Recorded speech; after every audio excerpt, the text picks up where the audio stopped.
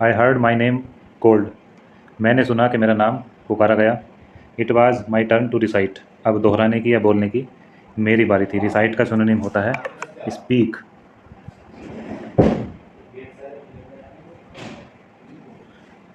Watt would I not have given to be able to say that dreadful rule, अब वो कहता है कि मुझे जो कहना था, योग्य बनना था जिस बात को कहने के, वो नियम थे जो ड्रेडफुल माने डरावने थे, फियरफुल थे। इसका सिनोनिम होगा fearful, FEARFUL, fearful. Rule for the participle, participle का रूल। ऑल थ्रू माने पूरी तरह से वो सुनाना चाहता था। वेरी लाउड, तेज आवाज़ में। एंड क्लियर, स्पष्ट रूप से। एंड विदाउट वन मिस्टेक, और बिना किसी गलती के। क्लियर का सिनोनिम लिख लेंगे। क्लियर का सिनोनिम होता है विविड, VIVID, विविड। तो विविध भी क्या होता है? स्पष्ट, क्लियर। और क्या हो सकता है? Transparent, transparent. ट्रांसपेरेंट भी क्या होता है? स्पष्ट, जिसके आर पार हम देख सकते हैं। और जो क्लियर बात होती है, समझ में जल्दी आ जाती है, तो उसे कहते हैं अंडरस्टैंडेबल। स्टैंडेबल, ठीक। तो अंडरस्टैंडेबल भी होता है। ये सब एडजेक्टिव हैं, इसके सब सिनोनिम हो गए। उसके बाद but I got mixed up, अब आगे कहता है लेकिन मैं, मिक्स अप का मतलब होता है उलझन में पड़ गया, यानी get confused on the first words, शुरू के शब्दों में ही, स्टार्टिंग में ही बोलते समय वो कन्फ्यूज़ हो गया। Mixed up and stood there, और वहाँ पर खड़ा रहा। Holding on to my desk, अपनी डेस्क पकड़े हुए, अपनी मेज़ पकड़े हुए खड़ा रहा। माई हार्ट बीटिंग, उसका दिल काँप रहा था, धड़क रहा था ज़ोर से, डर के मारे। And not daring to look up, और मैं डेयरिंग मतलब हिम्मत भी नहीं कर पा रहा था, टू लुक अप, ऊपर देखने की, जो जहाँ MML सामने खड़े थे। ऐसे ही करते हैं बच्चे, ऊपर नहीं देख पाते, गर्दन नीचे करके खड़े रहते हैं। आई हर्ड MML, मैंने सुना MML को, से टू मी, कि उन्होंने मुझसे कहा। I want scold you little French, के ओ लिटिल फ्रेंच, मैं तुम्हें डांटूंगा नहीं। स्कोल्ड का मीनिंग होगा डांटना। You must feel bad enough, तुम्हें खुद ही काफ़ी बुरा लग रहा होगा। सी हाउ इट इज़, देखो बात ऐसी है। Every day we have said to ourselves, कि हर दिन, बड़े अच्छे सेंटेंस हैं ये दो, सुनेंगे ध्यान से, कि हर दिन we have said to ourselves, हर दिन हम अपने आप से, स्वयं से कहते हैं वाह, वाह भी वाह। थोड़ा गुस्से का भाव होता है। I have plenty of time, कि मेरे पास तो अभी काफ़ी समय है। प्लेंटी ऑफ मतलब होता है काफ़ी। I will learn it tomorrow, मैं इसे कल याद कर लूँगा। सब बच्चे ही कहते हैं कि अभी तो बहुत समय है, कल याद कर लूँगा। सेम सेंटेंस यूज़ हुआ है यहाँ लेसन में। I have plenty of time, काफ़ी समय है। I will learn it tomorrow, I coma double L बने हैं, तो इसे आई विल या आई शैल पढ़ते हैं, कि मैं इसे कल याद कर लूँगा। एंड नाउ, और अब, you see where we have come out, अब तुम देख लो कि हम कहाँ आ पहुँचे हैं, तुमने कुछ याद नहीं किया। That's the great trouble with else's, अरे यही एल्सेस, यानी एल्सेस के लोगों के साथ सबसे बड़ी मुसीबत है। ग्रेट ट्रबल का मतलब होता है सबसे बड़ी मुसीबत। She puts of learning till tomorrow, puts of का अर्थ लिख लेंगे टाल देना, यानी डिले, DELAY, डिले, देरी करना है, टाल देना। ये शी पुट्स ऑफ, शी किसके लिए आया है? एल्सेस। एल्सेस मतलब एल्सेस के लोगों के लिए, कि लर्निंग, सीखने के लिए टालते रहते हैं, टिल टुमारो, कल पर, कल याद कर लेंगे, कल पढ़ लेंगे। Now those fellows out there, अब वो जो सभी, फेलोज का अर्थ होता है मित्र, फ्रेंड्स, याद रख लेंगे, अच्छा शब्द है। तो अब देख लो तुम, ये सभी मित्र, हमारे सभी साथी, out there will have the right to say to you, कि जो सभी साथी होंगे आने वाले, उन्हें अधिकार होगा, किन्हें? जो बाहर के लोग आएंगे, जिन लोगों ने यहाँ अधिकार किया है एल्सेस और लोरेन पर, तो वो बाहर के लोग तुमसे कहने का अधिकार रखेंगे। क्या अधिकार रखेंगे? हाउ इज़ इट, ऐसा क्यों है, या ऐसा कैसे है। You pretend to be Frenchman, कि तुम तो फ्रांसीसी होने का प्रिटेंड करते हो। प्रिटेंड होता है दिखावा करना, प्रिटेंड याद कर लेंगे, दिखावा करना, बहाना करना, कि तुम तो फ्रांसीसी होने का बहाना करते हो। And yet you can neither speak, और फिर भी तुम ना तो बोल सकते हो, नो राइट, ना ही लिख सकते हो। नो राइट क्या होता है? ना ही लिख सकते हो। नो रीड, नो राइट है ना ही लिख सकते हो, ना ही पढ़ सकते हो। क्या? अपनी मातृभाषा। जो बाहर के जर्मन के लोग आएंगे, अब उनका अधिकार हो गया है।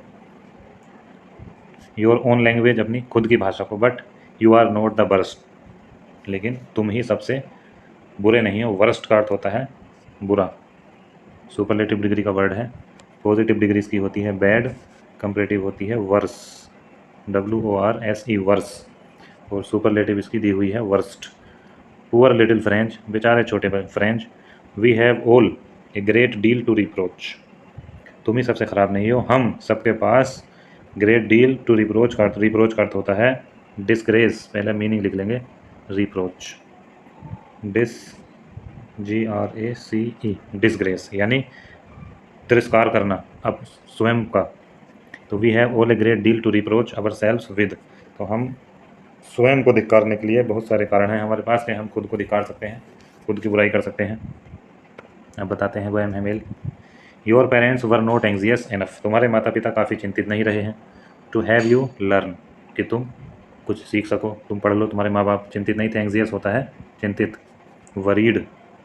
दे preferred to put you to work, prefer होता है अधिक पसंद करना, वो अधिक पसंद करते थे कि वो तुमसे पुट यू टू वर्क, तुमसे काम कराएं, उन्हें फार्म माने फार्म पर, खेतों में, और एट द मिल्स या मिलों में काम करवाएं, जो मिल होते हैं, so as to have a little more money, ताकि उन्हें और अधिक थोड़ा धन मिल जाए, एंड आई, और मैं, फिर क्वेश्चन मार्क ला दिया, यानी कि रुक गए वो खुद, I have been to blame also, मेरे ऊपर भी इल्ज़ाम लगाया जाना जरूरी है, वो खुद बता रहे हैं कि मुझे भी ब्लेम करना चाहिए, मैंने भी गलती की है, खुद बता रहे हैं टीचर क्या की है उन्होंने गलती। Have I not often sent you to water my flowers, क्या मैंने तुम्हें अक्सर, ऑफन क्या होता है अक्सर, अक्सर नहीं भेजा है, सेंट यू तुम्हें भेजना, टू वाटर माई फ्लावर्स के जाओ मेरे फूलों के पौधों में पानी डाल दो, पानी लगाना होता है वाटर, इंस्टीड ऑफ लर्निंग, याद करने या सीखने के स्थान पर, योर लेसन्स अपने पाठ।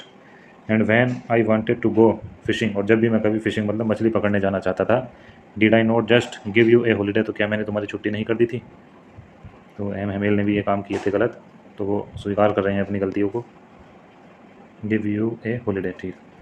Then from one thing to another, तब एक बात से दूसरी बात पर, M Hamel went on talk, M Hamel बात करते चले गए, of the French language, French भाषा के बारे में भी बात की, सेइंग दैट, ये कहते हुए कि it was the most beautiful, कि ये सबसे सुंदर, मोस्ट ब्यूटीफुल होता है सबसे सुंदर।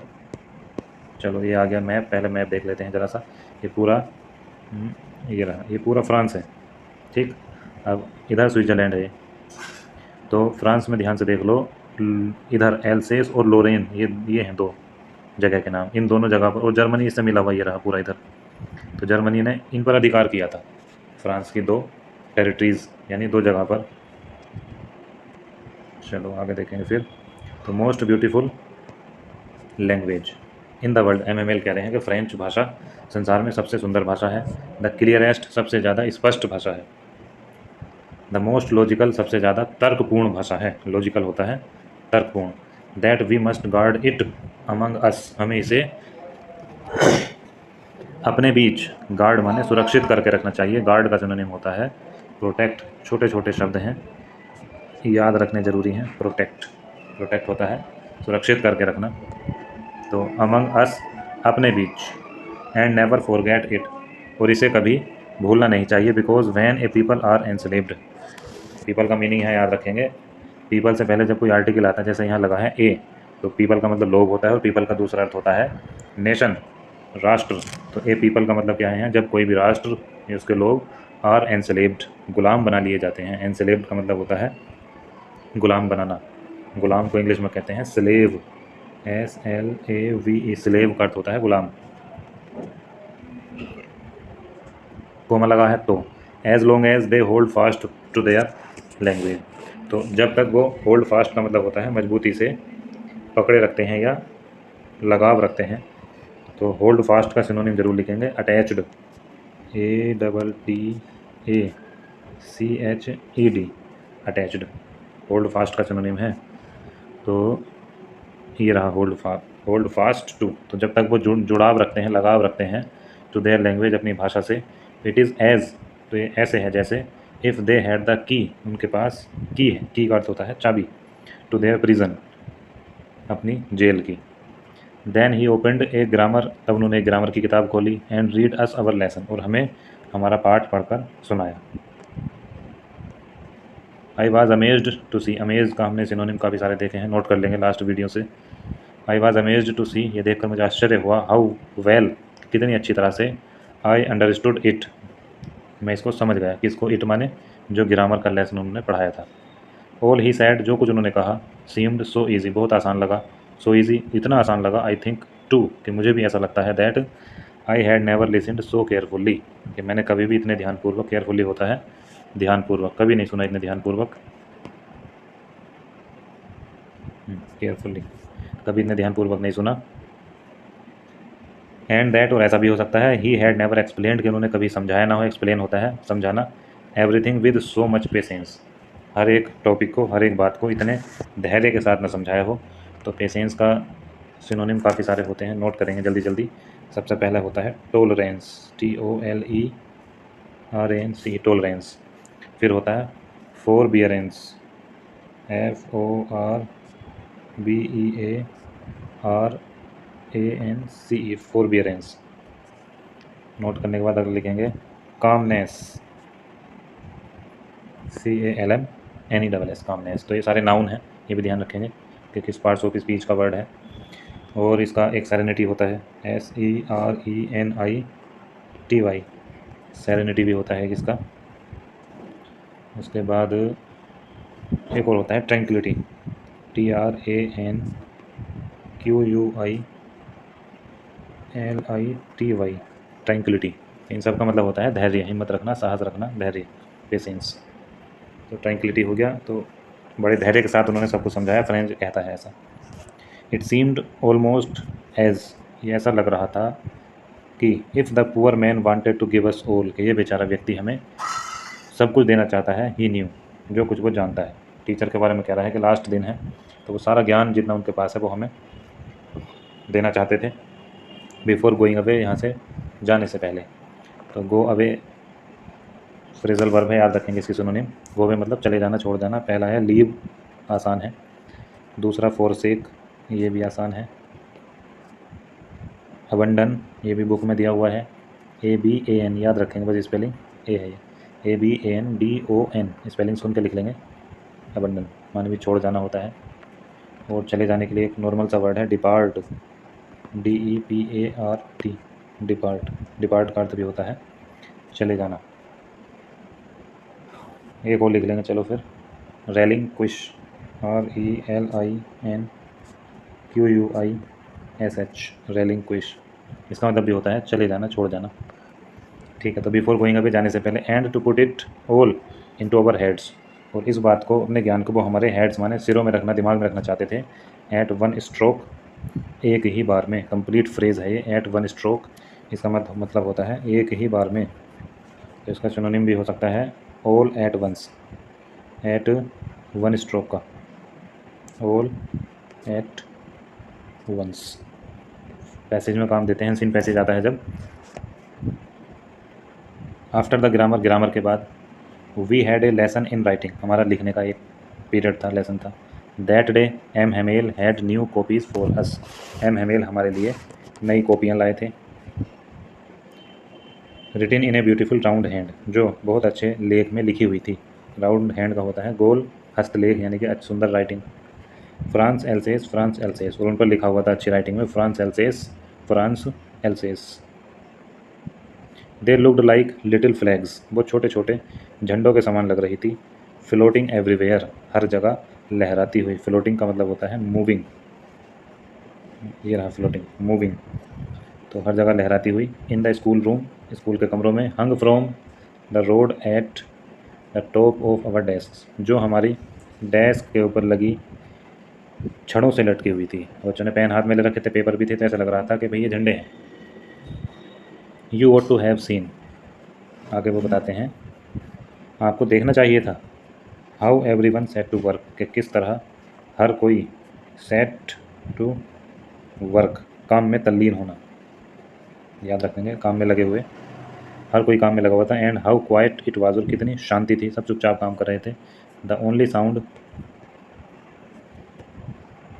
साउंड, केवल एक मात्र आवाज़ थी। Was the scratching of the pens, pen के स्क्रैच करने की, स्क्रैच क्या होता है, खुरचना, चलाना पेन को। ओवर द पेपर, पेपर के ऊपर, यह आवाज़ आ रही थी बस। Once some beetles flew in, एक बार तो कुछ बीटल्स होते हैं, भृंग कहते हैं हिंदी में से, एक काले रंग का छोटा पंछी होता है, वो उड़कर अंदर आया। फिल यू इन का मतलब क्या है, अंदर आया। और एक और होता है इसका नाम भोरा, भोरे कहते हैं जिन्हें। तो एक भोरा उड़कर अंदर आया। तो कुछ बीटल्स अंदर आए उड़कर, but nobody paid any attention to them, लेकिन किसी बच्चे ने भी उस पर कोई ध्यान नहीं दिया। अटेंशन मतलब ध्यान। नोट इवन द लिटिलाइज्ड वंस, सबसे छोटे बच्चे ने भी कोई ध्यान नहीं दिया, जो सबसे लिटिलाइज्ड वंस है, सबसे छोटे बच्चे थे। Who worked right on tracing their fish hooks, जो बिल्कुल मछली पकड़ने के कांटों के चित्र बनाने में लगे हुए थे। ट्रेसिंग मतलब चित्र बनाना या छापना, और फिश हुक्स होता है मछली पकड़ने के कांटे। As if that was French too, ऐसा कि जैसे ये फ्रेंच भाषा हो। चित्र भी ऐसा कर रहे थे कि वो फ्रेंच भाषा हो, जिस तरह से इतने प्रेमपूर्वक कर रहे थे सभी काम, कि कल से हमारी भाषा हमसे छीन जाएगी, दूसरी भाषा पढ़ने के लिए मिलेगी। ऑन द रूफ, छत पर,